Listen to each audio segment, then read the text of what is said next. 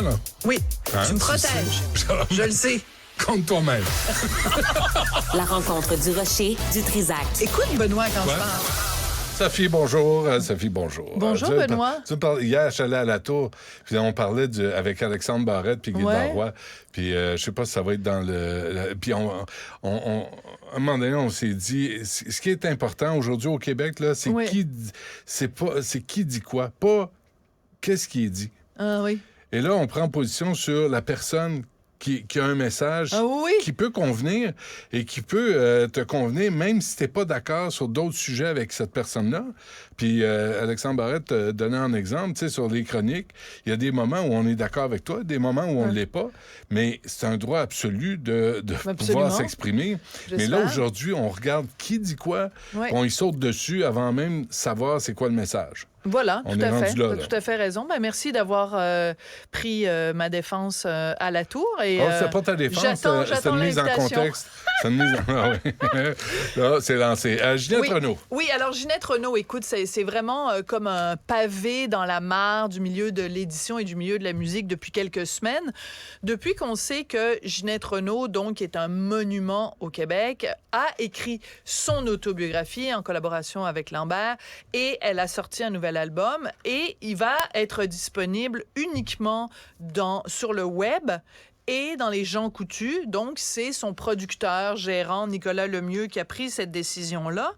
Et là, ça provoque tout un scandale, tout un hoopla, parce que, en plus, on apprend dans la presse aujourd'hui ou hier, je me souviens plus, que parce qu'elle sera pas vendue dans les librairies et que les institutions comme les bibliothèques et tout ça n'ont le droit de s'approvisionner qu'auprès de libraires. Ça veut dire que l'autobiographie de Ginette ne sera pas disponible dans les bibliothèques au Québec parce que c'est une loi qui est très stricte, la loi sur l'édition, et les bibliothèques sont obligées de passer par des libraires pour se procurer des livres qui sont disponibles dans les bibliothèques. Alors, tout ça, à la base, ça vient de quelque chose de très simple que tu vas comprendre parce que tu as écrit quelques livres dans ta vie, et moi, j'en ai écrit 4, j'en ai écrit bien moins que toi. C'est que dans la grande chaîne du livre, les chiffres vont comme suit. Quand vous payez un livre, mettons que vous payez un livre 20 $, OK?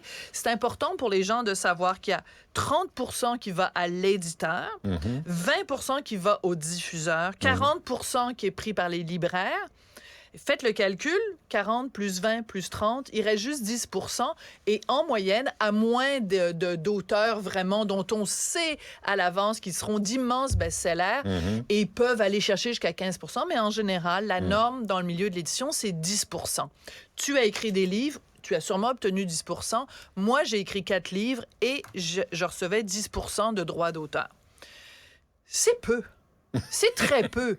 C'est comme si tu disais, moi, cette boîte de Kleenex que j'ai devant moi, c'est moi qui l'ai faite. Elle n'existerait pas, cette boîte de Kleenex-là, si je n'étais pas là. C'est mon œuvre. Tu sais, t'es un peintre, tu peins ton tableau, tu comprends que la galerie, tu comprends qu'il y a des intervenants, ce qu'on appelle des intermédiaires, et je comprends qu'il y a des gens dont c'est le métier, et je comprends qu'il y a une industrie qui vit.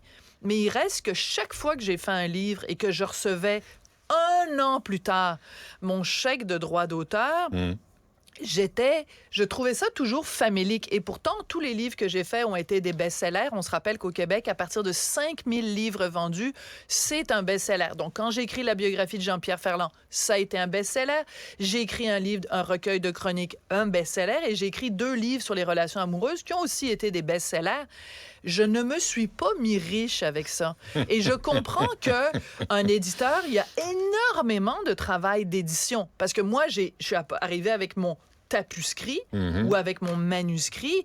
Eux, ils font de la révision, ils font de la mise en page, il y a les photos, il y a la couverture, après il y a le distributeur, après il y a les libraires, la mise en place des libraires. Et je pense pas que les libraires vivent riches non plus. C'est pas ça que je suis en train de dénoncer aujourd'hui.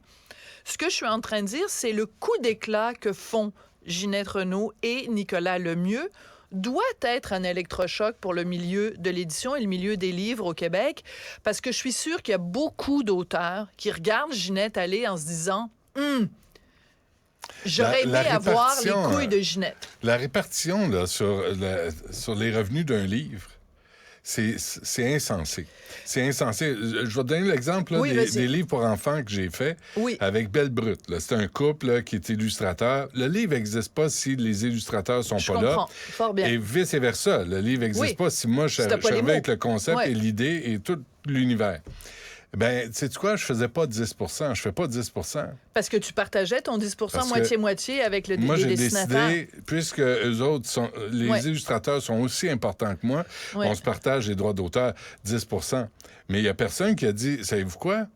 Peut-être 5 % pour un livre que tu as co-créé. Oui. C'est pas beaucoup. C'est pas beaucoup. Tu sais, moi, je veux que les libraires gagnent bien leur vie, distributeurs, diffuseurs, tout ça. Mais en même temps, c'est parce que, Minou, si je suis pas là, t'en as pas de produits à vendre. C'est ça.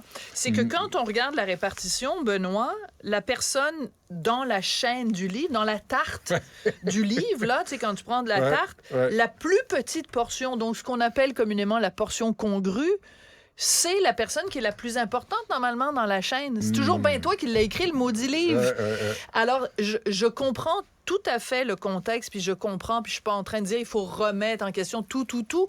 Mais je veux juste dire aujourd'hui, je comprends la motivation de Ginette, je comprends la motivation de Nicolas Lemieux. Et il y a une deuxième raison aussi. La raison pour laquelle Nicolas Lemieux, il dit, ben moi, mon livre, là, le livre de Ginette, là, puis le CD, je vais les vendre dans des gens coutus. Parce qu'on se le cachera pas, la clientèle de Ginette, là, ils vont pas aller sur Internet puis se procurer. Peut-être qu'ils vont rentrer dans une librairie, peut-être, mais des disquaires. Ça existe-tu vraiment encore, des disquaires? Bon, pas vraiment. Donc, c'est pour ça que lui, il l'offre sur le web et dans les gens coutus, fait que les personnes âgées, puis je fais aucun agisme, mais ils vont aller chercher leur Génacol ou leurs médicaments pour, ou leur papier de toilette puis leur antiflogistine, et ils vont acheter le livre de Ginette. Et est-ce qu'on peut blâmer? Donc, on est dans une ère où toute la consommation est remise en question. Là où ça marche pas, c'est que Jean Coutu là, investit fuck all dans la littérature, dans l'industrie littéraire. C'est là mon problème. Si elle avait choisi une librairie. Tu sais, Archambault, Renaud-Bré, choisis-la, je m'en fous. Mais une chaîne de librairie, là, au moins, c'est une industrie qui touche aux livres. Jean Coutu, là, va jamais mettre une maudite scène pour encourager un auteur à faire des livres. Il est là, mon problème.